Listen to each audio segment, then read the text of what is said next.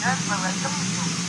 Now, please take the flag in your hand and offer the flag response along with the mantra.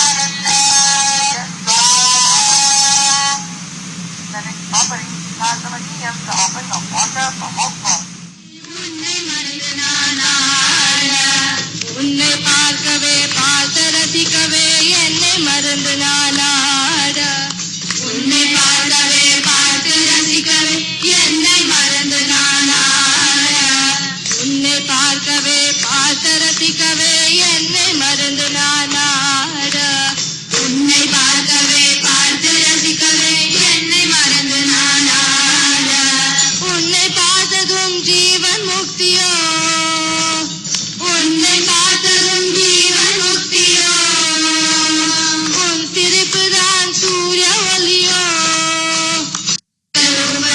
இதயவாசி உன்னை மறந்து நானாட உன்னை பார்க்கவே பார்த்து ரசிக்கவே என்னை மறந்து நானாட உன்னை பார்க்கவே பார்த்து ரசிக்கவே என்னை மறந்து நானாட உன்னை பார்க்கவே பார்த்து ரசிக்கவே என்னை மறந்து நானாட ಉನ್ನೆ ಪಾರ್ಕವೇ ಪಾರ್ಥ ರಸಿಕವೇ ಎನ್ನೆ ಮರೆತು ಎಸ್ ಕೊನೆಯದಾಗಿ ಏನ್ ಹೇಳ್ತೀರಿ ಈ ಒಂದು ವಿಚಾರದ ಬಗ್ಗೆ? ನಾವಂತೂ ಹೋರಾಟವನ್ನು ಮುಂದುವರಿಸ್ತಾ ಇದ್ದೀವಿ. ಇದನ್ನ ಮತ್ತೆ ಯಾರಿಗೆ ಬೇಕು ಈ ದೃಶ್ಯಾವಳಿಗಳನ್ನ ಸಂಬಂಧಪಟ್ಟ ಎಲ್ಲಾ ಗೃಹ ಇಲಾಖೆಗೆ ಬೇಕಿದ್ರೆ ಕಳಿಸಿಕೊಡ್ತೀವಿ.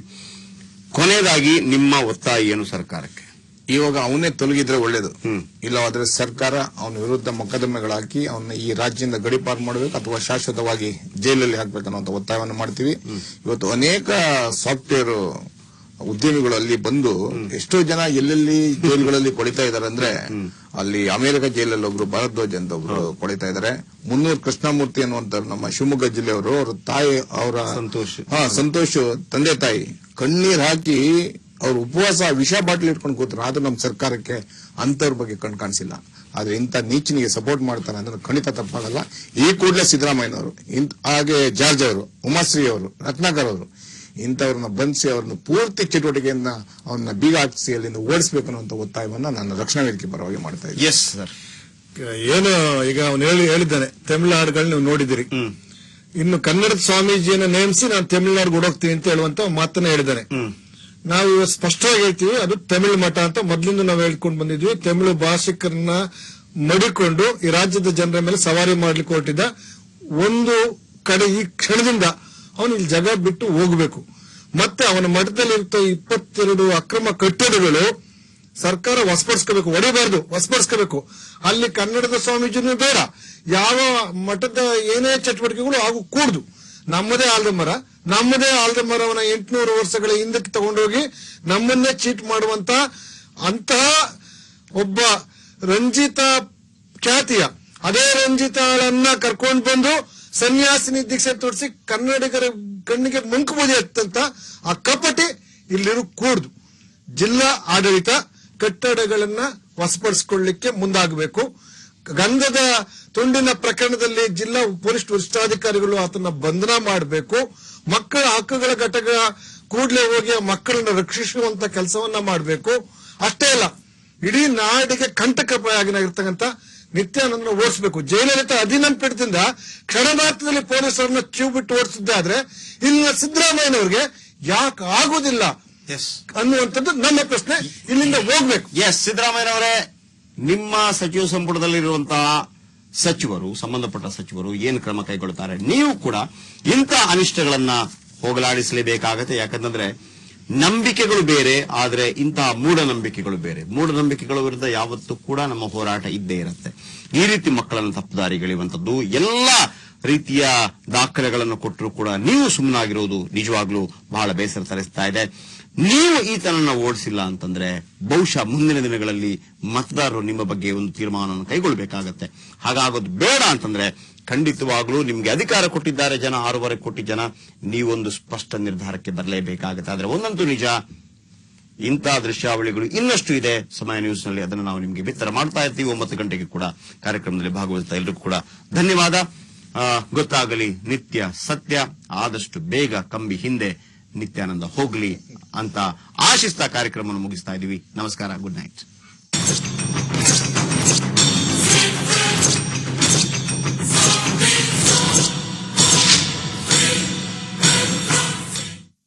ನಿಜವಾದ ಮಾಡೋಣ. ಎಷ್ಟು ಬ್ಯೂಟಿಫುಲ್. ಕಾಲೇಜ್ ಪ್ಲೇಯರ್ ಇರ್ಬೋದು. ಅರಶಿನ ಮತ್ತು ಚಂದನದ ಗುಣಗಳ ಸಂತು ರಜೆಯನ್ನಷ್ಟು ಹಾಗೂ ಉತ್ತಮ ಗುಣಮಟ್ಟವುಳ್ಳ ಅಸ್ಲಿ ಸರ್ಟಿಫೈಡ್ ಅದೃಷ್ಟಧಾರಣಿನ ಉಂಗ್ರ ಸಿಗೋ ಜಾಗ ಅಂದ್ರೆ Jaipur gems and jewel. Jaipur gems and jewels, Jayanagar Bengaluru ಹಾಗೂ ಟಿ ನಗರ್ ಚೆನ್ನೈ. ಇರೋ ವೆಜಿಟೇಬಲ್ಸ್ ತಗೊಂಡ್ ಬನ್ನಿ, ಫ್ರೆಶ್ ಆಗಿರ್ಬೇಕು.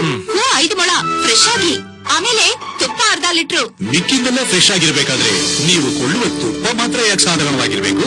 ನಿಮಗೆ ಬೇಕು ಮಿಲ್ಕಿ ಮಿಸ್ಟ್ ತುಪ್ಪ.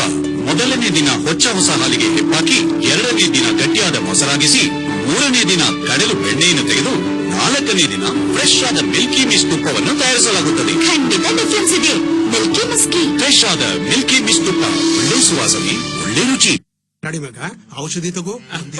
ಅರ್ಧ ಚಮಚ ಕುಡಿದ್ರೆ ಸಾಕಲ್ವಾ? ಸುಮ್ನಿರು. ಅರ್ಧವಲ್ಲ ಜಾಸ್ತಿವಲ್ಲ, ಡಾಕ್ಟರ್ ಎಷ್ಟು ಹೇಳಿದಾರೋ ಅಷ್ಟೇ. ಇದನ್ನೇ ನಾನು ಪ್ರತಿದಿನ ಹೊಲದಲ್ಲಿ ಹೇಳ್ತಿದ್ದೇನಪ್ಪ. ಸರಿಯಾದ ಪ್ರಮಾಣದಲ್ಲಿ ಕೋರಾಜನ್ ಅಗತ್ಯವಿದೆ. ಈ ಡಾಕ್ಟರ್ ಹೇಳಿದನ್ನು ಒಪ್ಪುವಿರಾದಲ್ಲಿ ಆ ಡಾಕ್ಟರ್ ಹೇಳಿದನ್ನು ಕೂಡ ಒಪ್ಕೊಳ್ಳಿ. ಸೂಕ್ತ ಪ್ರಮಾಣದಲ್ಲಿ ಡ್ಯೂಪಾಂಟ್ ಕೋರಾಜನ್ ನೀಡುತ್ತೆ ಕಾಯಿ ಕೊರಕಗಳಿಂದ ದೀರ್ಘ ನಿಯಂತ್ರಣ. ಅದರಿಂದಾಗಿ ಸಿಗುತ್ತೆ ಆರೋಗ್ಯಕರ ಹೂಗಳು, ಅಧಿಕ ಇಳುವರಿ. ಯಜಮಾನ್ರೆ ಶುಭಾಶಯಗಳು. ಇವರಿಗೆ ಹೇಳು, ಸಲಹೆ ಇವರದ್ದು. ಡ್ಯೂಪಾಂಟ್ ಕೋರಾಜನ್ ಜೀವನವನ್ನು ಬದಲಾಯಿಸುತ್ತೆ. ಅಂದವಾದ ವಸ್ತ್ರಗಳ ಪ್ರಪಂಚ ಚೆನ್ನೈ ಸಿಲ್ಕ್ಸ್ ಈಗ ಹೊಸೂರಿನಲ್ಲಿ.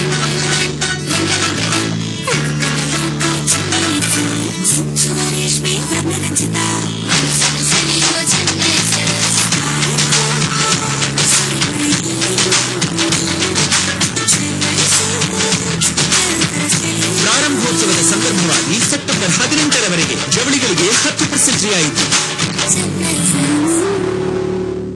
ಇದು ಶ್ರೀಮತಿ ವಿಶ್ವನಾಥನ್ ರವರ ಶಾಂತಿಯೇ ಇಲ್ಲದ ಮನೆ. ಮಗ ಮಾತ್ರ ಅಲ್ಲ, ತಂದೆ ಕೂಡ. ಮಗಳಿಗೂ ಸಮಸ್ಯೆನೆ. ಅಮ್ಮನಿಗೆ ಕೂದಲು ಉದುರೋದಿಲ್ಲ. ನನಗೆ ಏನ್ ಅರ್ಥ ಆಗ್ಲಿಲ್ಲ ಅಂದ್ರೆ ಅವ್ರು ಯಾಕೆ ಇನ್ನು ಇಂದುಲೇಖ ಭೃಂಗ ಆಯಿಲ್ ಬಳಸ್ತಿಲ್ಲ ಅಂತ. ಇಂದುಲೇಖ ಭೃಂಗ ಆಯಿಲ್ ಕೂದಲು ಉದುರುವಿಕೆಗೆ ಮತ್ತು ಶಾಂತಿಯುತ ಮನೆಗಳಿಗೆ. ಇಂದುಲೇಖ ಕೋಕೋನಟ್ ಮಿಲ್ಕ್ ಶಾಂಪೂ ನಿಮ್ಮ ನಿತ್ಯ ಉಪಯೋಗಕ್ಕೆ. ಸೆಪ್ಟೆಂಬರ್ 17ರಂದು ಬೆಳಗಾವಿಯಲ್ಲಿ 6ನೇ ರಾಜ್ಯ ಮಟ್ಟದ ವಿಶ್ವಕರ್ಮ ಜಯಂತ್ಯೋತ್ಸವದ ಉದ್ಘಾಟನೆ ಮುಖ್ಯಮಂತ್ರಿ ಶ್ರೀ ಸಿದ್ದರಾಮಯ್ಯ ಹಾಗೂ ಶ್ರೀ ದಿಗ್ವಿಜಯ್ ಸಿಂಗ್ ಅವರಿಂದ.